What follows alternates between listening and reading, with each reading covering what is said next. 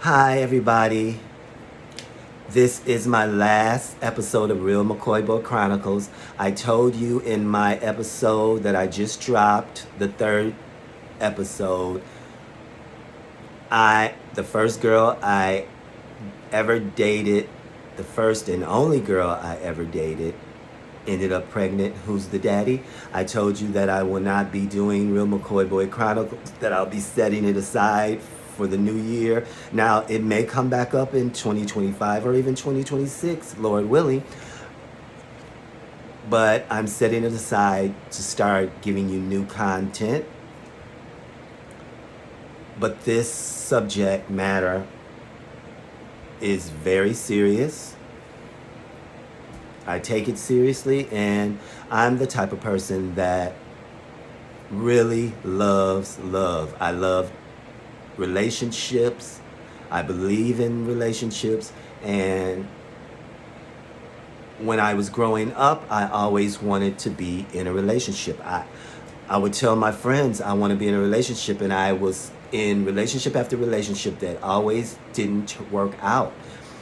And this is coming off the heels of me breaking up with Yvette. And from my last episode, my baby mama.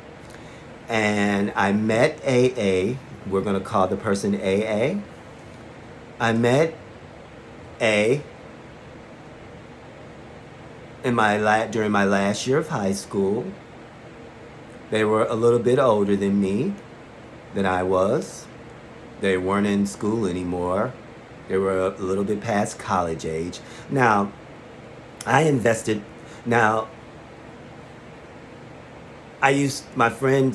tell my friends that I wanted to be in a relationship so bad. I just could taste it. I wanted it so bad.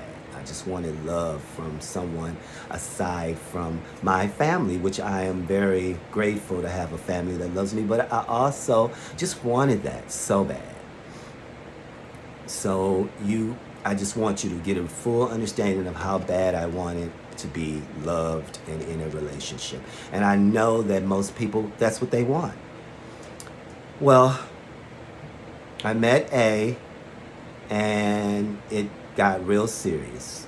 I invested my whole heart, mind, body, and soul in it. So much so that I actually was like 90% living in A's apartment with A. It just appeared to be everything I could have ever asked for in a relationship. Like, we did things. They surprised me on the special days, my birthday, Valentine's Day. It was just like almost everything I ever wanted. Except for A was not invested in this. But I did not believe that he wasn't invested.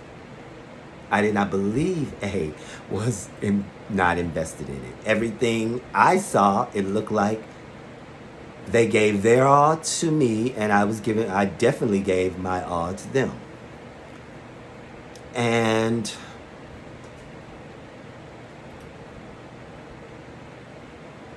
as the time went on, I introduced him to Giovanni and maybe one or two of my other friends that I've never mentioned before, but I introduced A to those people just because I was so happy that I had someone, that I thought I finally had someone that loved me. Now, Giovanni had been in a lot of relationships. It wasn't like he couldn't get anybody or wasn't meeting people to be in relationships. I was the only one that hadn't had a relationship around in my group. So I'll start and say that I messed up by introducing A to any of my friends, because it just turned into drama after that. But I'll just tell you a little bit about the things that went on with me and A.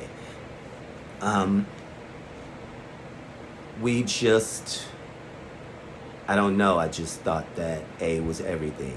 I just thought A was finally that person.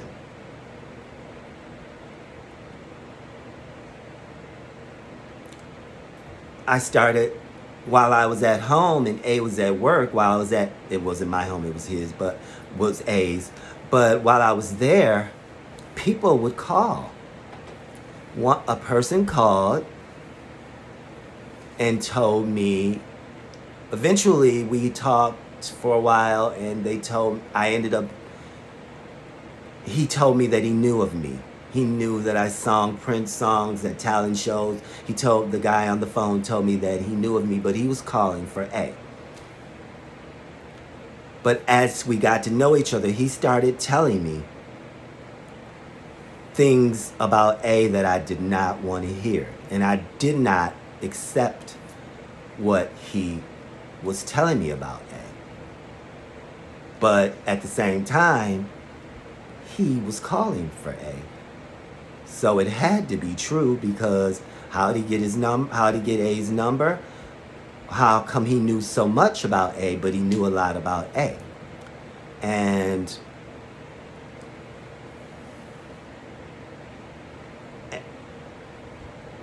it was so whirlwind. Like, again, everywhere I was, A was. Everywhere A was, if he wasn't at work, we were together.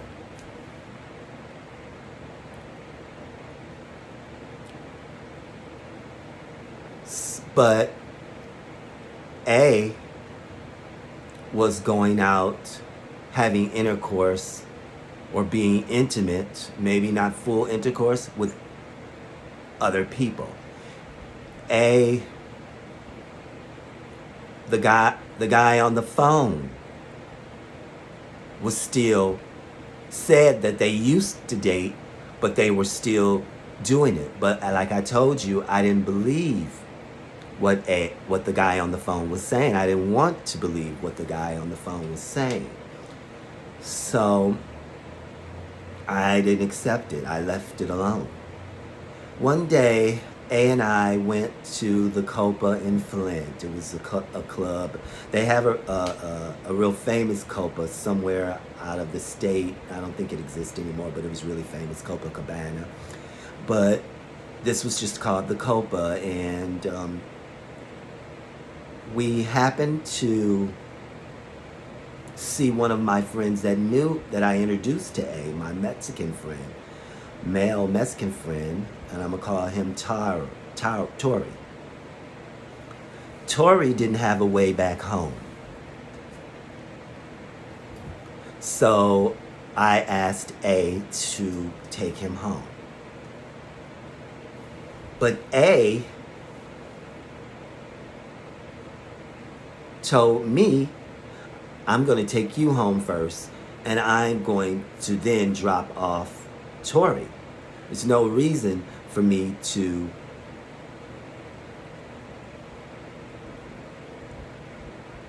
for you to ride with me and just to take Tori home. This was, I'd say, 6 months into our situation.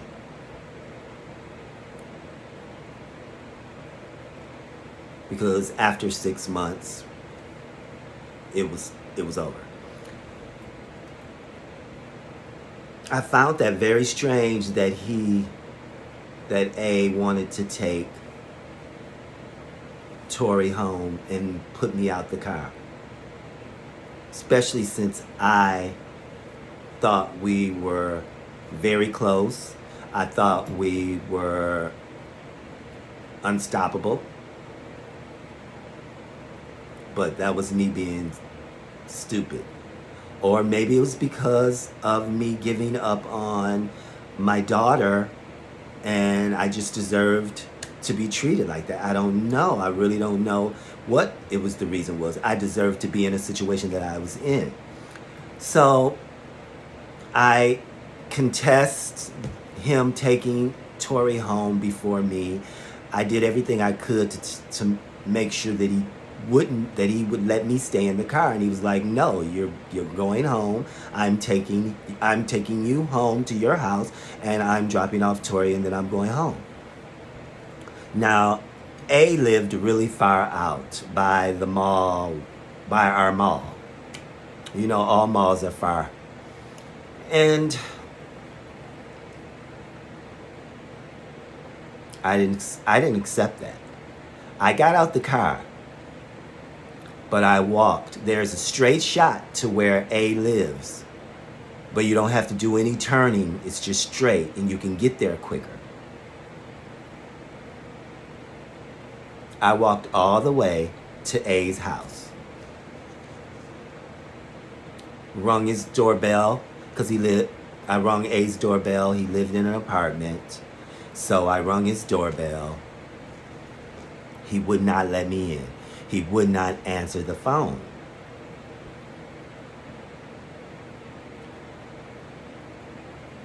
That made me even more suspicious. So I got buzzed in by one of the other tenants in the building. He didn't know this. A didn't know this. I knocked on the door. This is where my heart dropped. I got in there, we talked, and I'm like, why didn't you answer the phone? Why wouldn't you let me inside here? I knew why. I just wanted to see what he was going to say. And while we were talking, we were in, I believe, the living room. And as we were talking, I maneuvered my way to the bedroom door, and I bust open the door, and Tori was standing there naked. He was waiting for A to get rid of me so they can finish doing whatever it was they were doing. That night, A and I, not Tori, but A and I tore up that house. Now, A worked out. A had muscles. A was probably significantly stronger than I was, but guess what? I held it down. We fought. We rumbled all over the apartment, and we fell into the bathtub, and we were just fighting. And basically, I think he was really trying to hold me, but I was doing most of the fighting. He was just trying to just subdue me more so than anything. When that was all said and done, we both had bruises and scrapes and everything on our bodies, on our arms, faces. But we didn't break up. I don't know if anything intimate ever happened after that, but we didn't break up. But in A's mind, A already made up his mind that it was over. He just didn't say anything to me.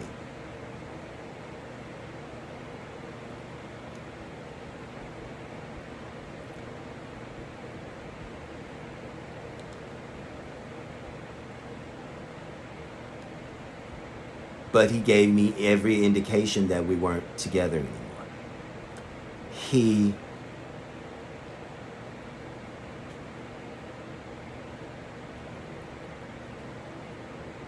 started making me stay at my own home.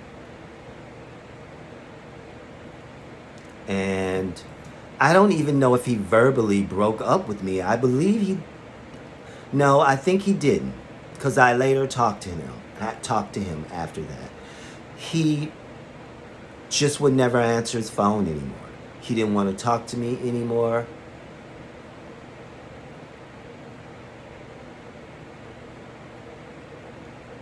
And so I knew it was over. I was devastated. I'm talking about devastated. My heart dropped twice. because I just thought finally I got somebody. Like, there's nothing about him that I didn't like, except for, of course, the fact that he was out there cheating. He was out there having intercourse or whatever with whoever. And I think he even gave people money. I don't know if it was particularly to do it with them, but I know he was giving money away to people.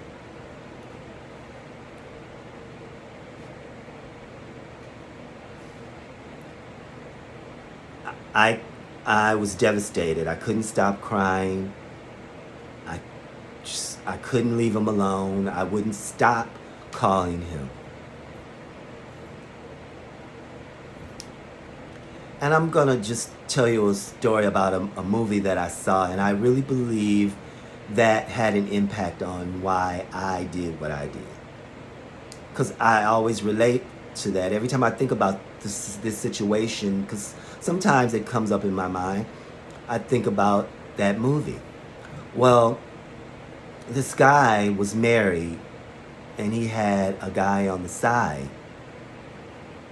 and the guy took pills because they couldn't be together. And I think I followed that because I took pills. I slit my wrist. I didn't slit them deep enough, of course, because the Lord kept me here on this earth, but I did slit my wrist. And Giovanni, I called him and I told him what I did, and he ended up calling my mom. At this point, I'm in my bedroom waiting for the pills to work. I was woozy, drowsy, whatever you want to call it, and I was just laying there in my bed waiting for them to work. And my mom comes upstairs and tells me, Giovanni just called me and said that you took some pills and that you're trying to off yourself. And I said, I didn't say anything. I was just crying. And I couldn't stop crying. And that is when she realized that I never told her that day, but she knew that I was what they were all so curious about. When I told you in my last story, I never told them what my lifestyle was. They just assumed. So on that day, she knew that it was true. And she said to me, you don't know a person do not know what they're bringing into this world, which she meant she didn't know what kind of person she was birthing, which was me. And I was just crying and devastated, and I said, but I love her, mama. And she was like, she didn't know what to do. She just left. She took me to the hospital. She went downstairs, took me to the hospital. They pumped my stomach. My sister Janice went as well. And she brought up to my attention, you remember, you was doing good when you was with Yvette. Well, I didn't want Yvette. Never wanted Yvette. And I love Yvette as a person, but that's not who I wanted. That's not what my dream relationship was for myself. And so when we got there, of course, I had to see a psychiatrist. And they told me that I would have messed up my liver. I didn't take enough to kill me, but I took enough to off myself. But I took enough where it would have messed up my liver if they wouldn't have caught it in time. They pumped my stomach. And my mom asked the doctor, could you fix him? And I was just sitting there, laying there in my bed, not saying anything. And the doctor said, well, ma'am, I can't fix him. There's nothing wrong with him as it relates to him wanting to be in the relationship he was in. Only thing I can do is give him some kind of psychiatric therapy relating to him trying to off himself. I cannot, he doesn't need any help in that regard because he wants to be with somebody. He just needs some help in dealing with not being able to be with that person. So it's nothing wrong with him mentally, ma'am, outside of him trying to, take his own life.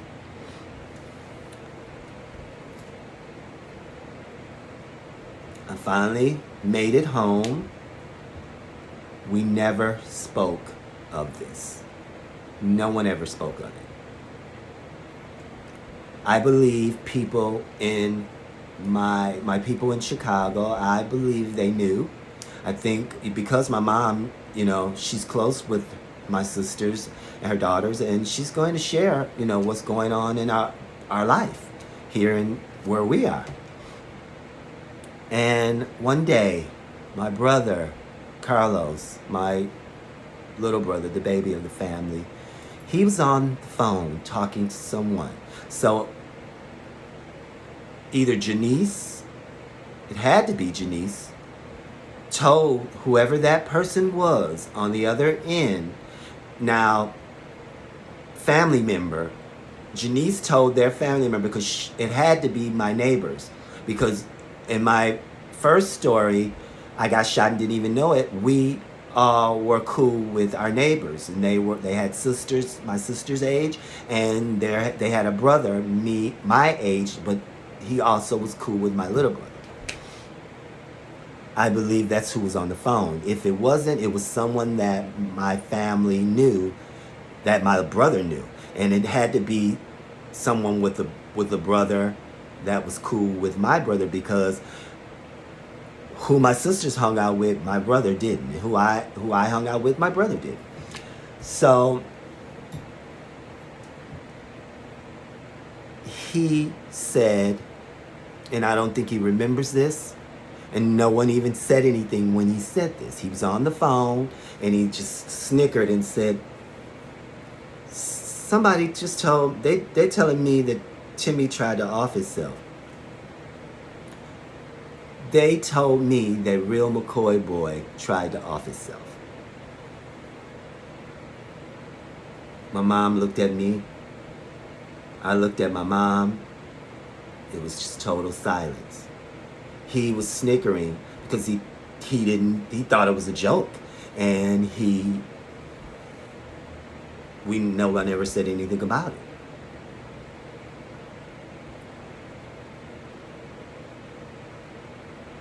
It wasn't a joke. It was real. And, I want to say this. And because I'm a believer of this now. Back then, I wasn't. I had a lot of mental things going on with myself back in those days. Being who I was and maintaining that lifestyle without the approval, help, or anything else. I took on all that on my own, my whole lifestyle on my own. A lot of people get support, and when you don't get support living a certain lifestyle, it can be mentally draining and devastating to you. So I took all this on all by myself, my lifestyle.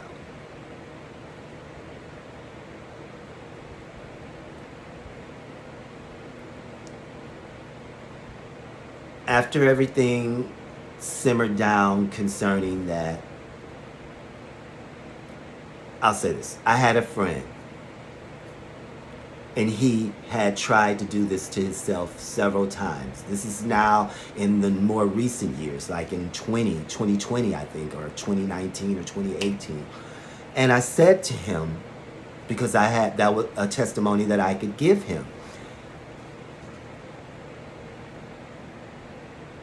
In a few years, your life can turn around and you might not want to leave this earth, and you could possibly end up, something can happen to you that you have no control over, and you can leave this earth. So you should appreciate the fact that you're still on this earth. You shouldn't be thinking like that. And I don't think I could have told him that if I hadn't had an experience that I had. Now, I didn't know that he felt that way. None of our conversations ever led into that. But when his mind was going in that direction, he expressed it to me, and I had to express to him. You never know. You know what I'm saying? In 2 years, you could have everything you've ever wanted and then not even be here anymore, and you didn't even get a chance to enjoy that. So that is the outlook that I had on life. And it's clear that it wasn't my time, because I'm still here, and that was crazy. That was stupid. And looking back, I know it was. I see that it was. True, there's still things in my life that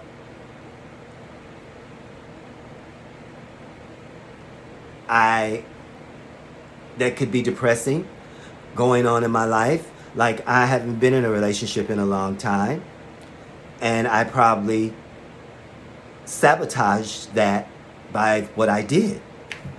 When I think about what I did, I always think about, did I possibly sabotage my whole life from being stupid? So once everything simmered down, I spoke with Giovanni again.